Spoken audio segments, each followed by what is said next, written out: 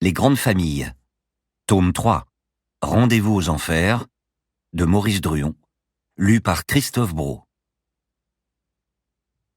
Dans une fête masquée, surtout de cette sorte, tout le monde a très vite identifié tout le monde, et les seules personnes qui ne se reconnaissent point sont ordinairement celles qui ne se sont jamais vues.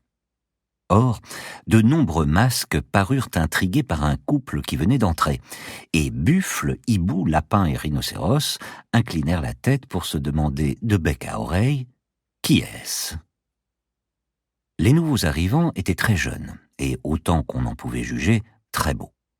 Le garçon, grand et fort mince, la taille allongée par l'habit, avait de jolies mains fines et pâles sortant de ses manchettes, et il élevait non sans noblesse vers le stuc des plafonds une tête de cerf blanc à longue ramure d'argent. La jeune fille, ou la jeune femme, on ne pouvait guère savoir, avait un masque de biche noire au-dessus d'une robe blanche et drapée à l'antique. Son corps cambré était de parfaite proportion. Elle avait moins de finesse peut-être que le jeune homme, mais ses membres, encore légers, avaient une belle densité charnelle.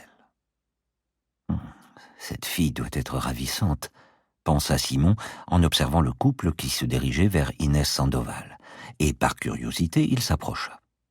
« Tenez, cher ami, faites donc danser cette jolie personne avec qui, sans qu'elle s'en doute, vous avez beaucoup de souvenirs communs, » dit Inès à Simon.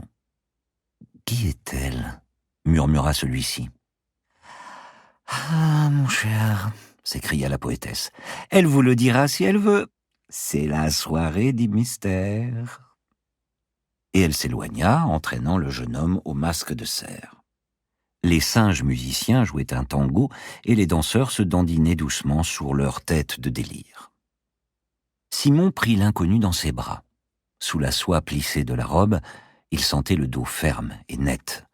Simon savait qu'il dansait mal, mais la presse était telle que cela n'avait guère d'importance.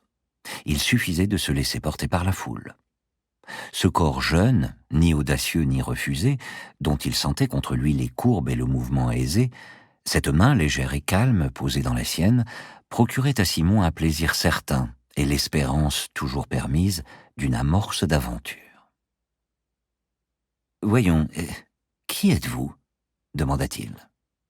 Il s'attendait à ce que le masque de biche jouât pour l'intriguer le jeu facile. Devinez ? Française, pas française, mariée ? Non, vous brûlez, vous refroidissez. L'inconnu, regardant les danseurs autour d'elle, dit « Vous ne trouvez pas que cela ressemble au tableau de Jérôme Bosch ?» Elle avait une voix nette et bien posée.